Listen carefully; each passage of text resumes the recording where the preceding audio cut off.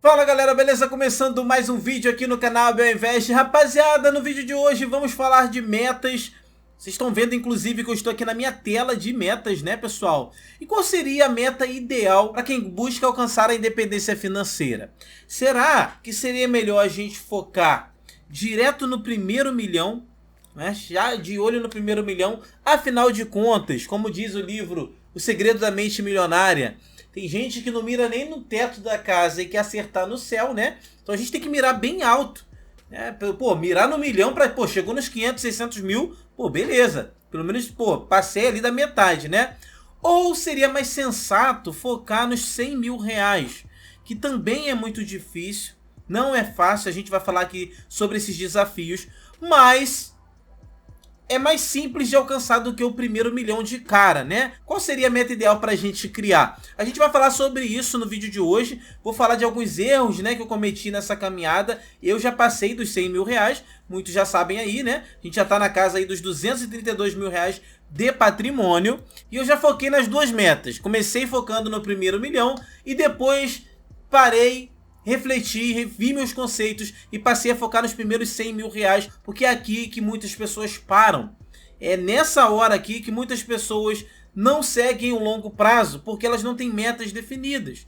E às vezes criam metas inalcançáveis, cara, metas realmente surreais e acabam se decepcionando e parando no meio do caminho. Então, como eu já passei dessa meta dos 100 mil reais, já fui para os 200, já quase cheguei nos 300, né? Quem acompanha o canal aqui já sabe. Então eu posso passar para vocês, né, pessoal, algumas situações que nós vamos viver no meio do caminho, que é tenebroso. Independente, se for para 1 milhão, for para os 100 mil, é um caminho que você tem que ter muita resiliência. Esse é o nome que a gente vai usar muito hoje aqui. Resiliência. Seguir em frente, seguir o plano sem parar.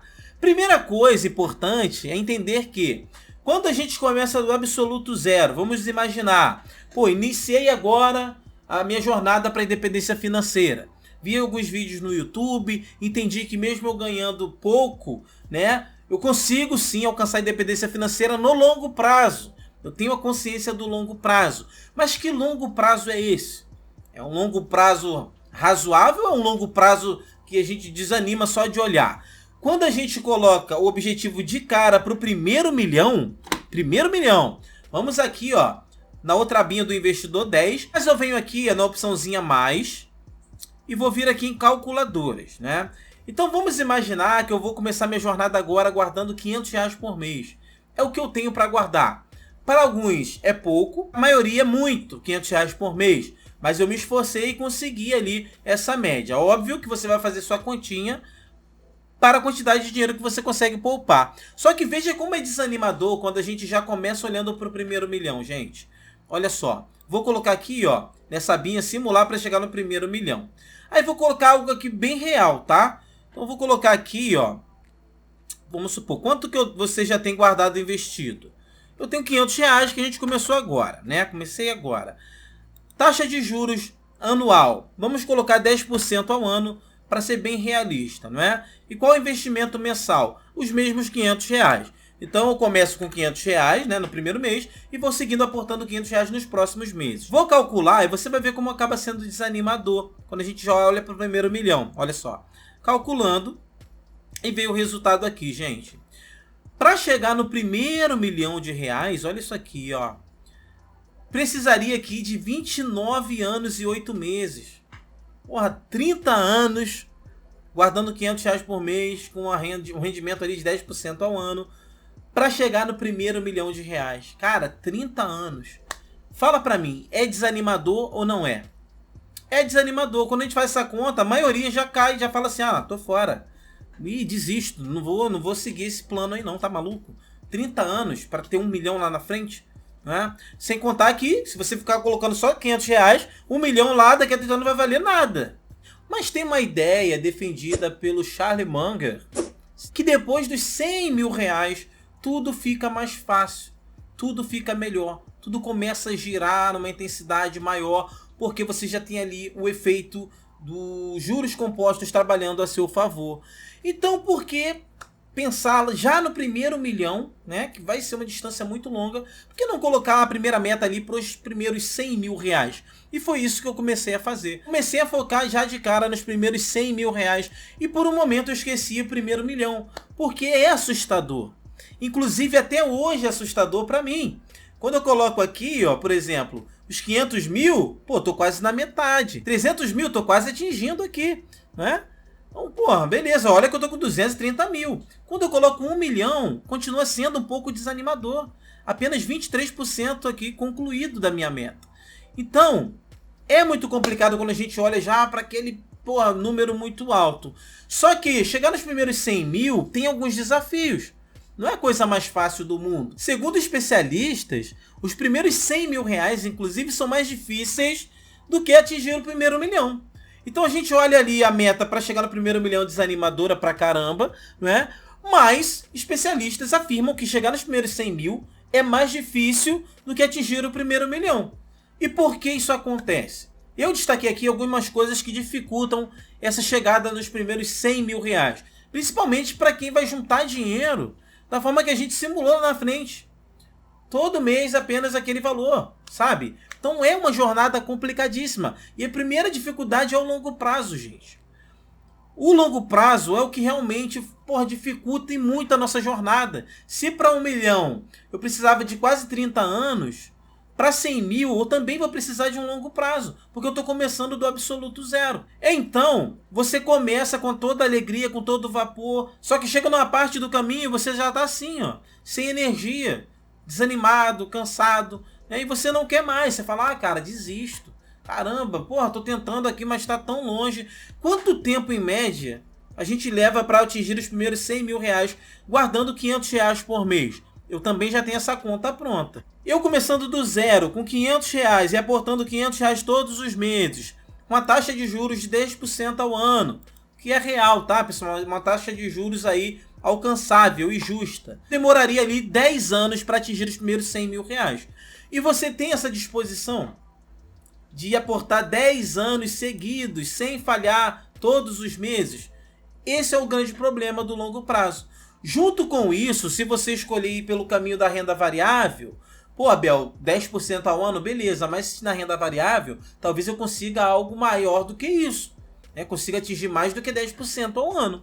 Provavelmente sim, mas a renda variável tem alguns problemas, inclusive eu falei desses problemas aqui há um tempo atrás. Que problemas são esses, gente? As emoções do mercado financeiro. Então você tem ali 10 anos para estar investindo todos os meses, 10 anos aportando. Além disso, você vai ter muitas emoções nessa caminhada na renda variável. Muitas. Momentos que você vai estar eufórico.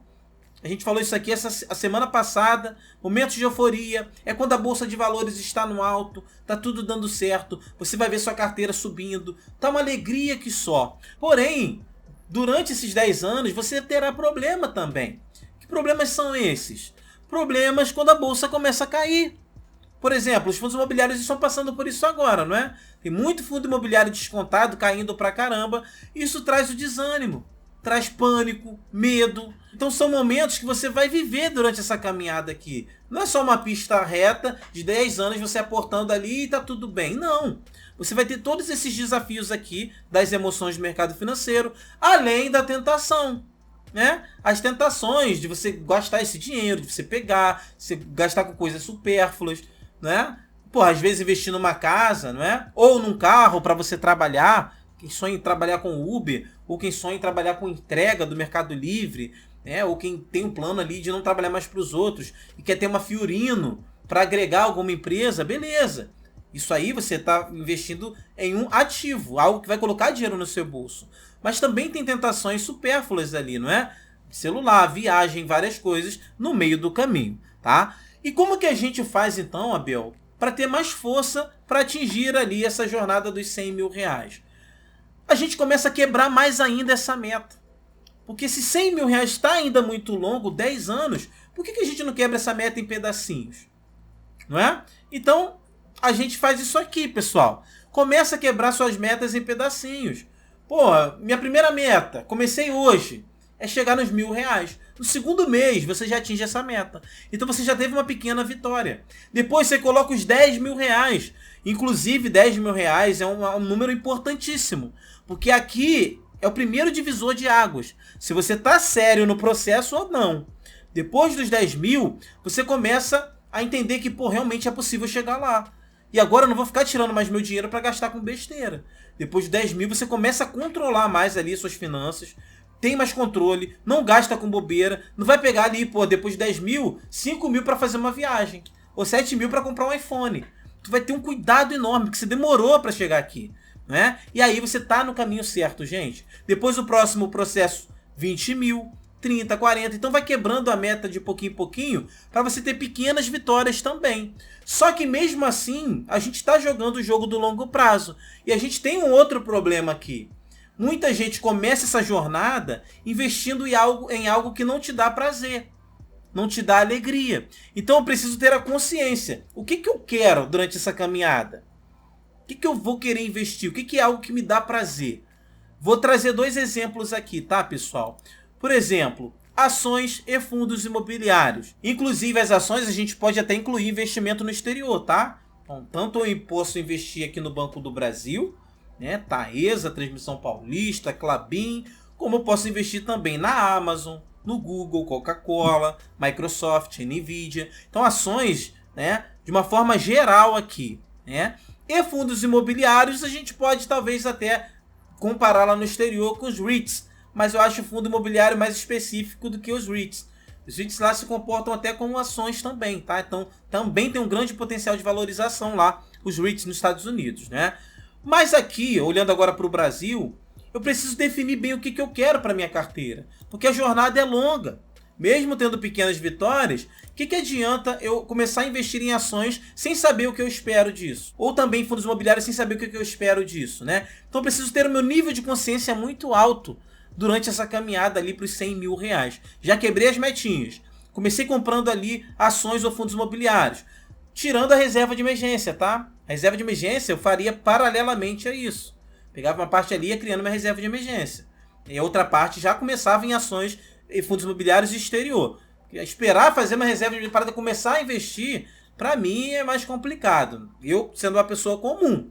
Agora, se você tem essa facilidade, começa com a reserva de emergência. Mas entrando na renda variável, se eu invisto em ações, eu estou buscando o quê? Ganho de capital.